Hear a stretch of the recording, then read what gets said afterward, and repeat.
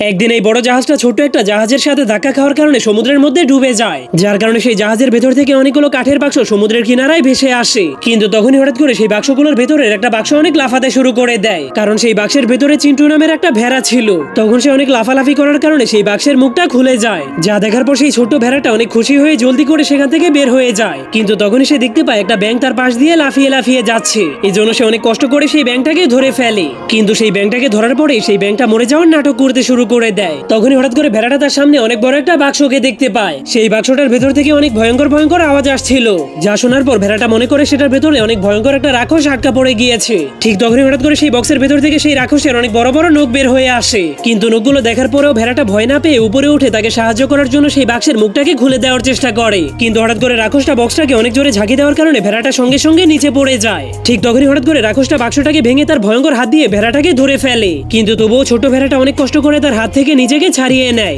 এরপর ভেড়াটা অনেক রেগে বাক্সের উপর থেকে সেই রাক্ষসটাকে মারতে শুরু করে দেয়। এরপর সে সিদ্ধান্ত নেয় এই বাক্সের মধ্যে কি আছে তা না দেখা পর্যন্ত সে হাল ছাড়বে না। এই জন্য সে নারিকেল গাছ দিয়ে বিভিন্ন উপায়ে সেই বক্সটাকে ভেঙে ফেলার চেষ্টা করে। কিন্তু তবুও বক্সটা না ভাঙার কারণে সে অনেক রেগে বক্সটাকে পাহাড়ের উপর থেকে নিচে ফেলে দেয়। এরপর ভেড়াটা পাহাড়ের উপর থেকে নিচে নেমে বক্সের অন্য পাশে যাওয়ার পর দেখতে পায় সেই বক্সের মধ্যে কোনো রাক্ষস নেই, সেটার ভেতরে শুধুমাত্র একটা কুমির আটকে আছে, কারণ তাদেরকে সেই জাহাজে করে একটা চিড়িয়াখানায় নিয়ে যাওয়া হচ্ছিল। এমনকি সেই বক্সের মধ্যেও কুমিরটাকে একটা শিকল দিয়ে বন্দি করে রাখা হয়েছিল।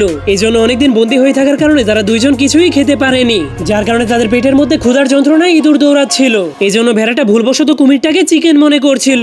এই জন্য ভেড়াটা বলতে শুরু করে, ওয়াও, এত বড় চিকেন খেতে পারলে তো আমার পেট এখনই ভরে যাবে। এই জন্য সে দুইটা কাঁটা চামচ নিয়ে কুমিরটার মাংস খাওয়ার জন্য তার উপরে আক্রমণ করে দেয়। কিন্তু তখনই কুমিরের দাঁতের সাথে তার একটা চামচ আটকে যায়। ঠিক তখনই ভেড়াটা এই সুযোগে কুমিরটাকে রান্না করার জন্য তার হাত পা পেতে তাকে গাছের সাথে ঝুলিয়ে দেয়। কিন্তু এরপর সে নিচ থেকে আগুন জ্বালিয়ে দেওয়ার কারণে কুমিরটা প্রচন্ড আগুনের তাপে ছটফট করতে শুরু করে দেয়। কিন্তু তার ভাগ্য ভালো হওয়ার কারণে সেই রশিটা ছিঁড়ে গেলে সেই আগুনও নিভে যায়। তবুও ভেড়াটা তাকে রান্না করে খাওয়ার জন্য নতুন একটা আইডিয়া খুঁজে বের করে। এই জন্য সে আকাশে ঘুড়ি উড়িয়ে দিলেই বজ্রপাতে সে কুমিরের গায়ে লেগে যায়। কিন্তু প্রচন্ড শক খাওয়ার পরেও কুমিরের মাংসগুলো রান্না হলো না। এই জন্য কুমিরটা ভেড়াটার হাত থেকে নিজের জীবন বাঁচানোর জন্য আবারও সেই বাক্সের মধ্যে ঢুকে যায়। কিন্তু সে ওই বাক্সটাকে নিয়ে সমুদ্রের মধ্যে চলে যাওয়ার পর ভাবতে শুরু করে এখন আর ওই ভেড়াটা তাকে কিছুই করতে পারবে না। এই জন্য সে অনেক খুশি হয়ে ভেড়াটাকে ভেঙাতে শুরু করে দেয়। কিন্তু তার মৃত্যু সেই ভেড়াটার হাতেই লেখা থাকার কারণে সমুদ্রের ঢেউ তাকে আবারও সমুদ্রের কিনারে ঠেলে দেয়। এই জন্য সে প্রচন্ড ভয় পেয়ে কানে ধরে সেই বক্সের মধ্যে বসে পড়ে। কিন্তু এবার ভেড়াটা তাকে রান্না করে খাওয়ার জন্য অনেকগুলো কাঠ নিয়ে আসে।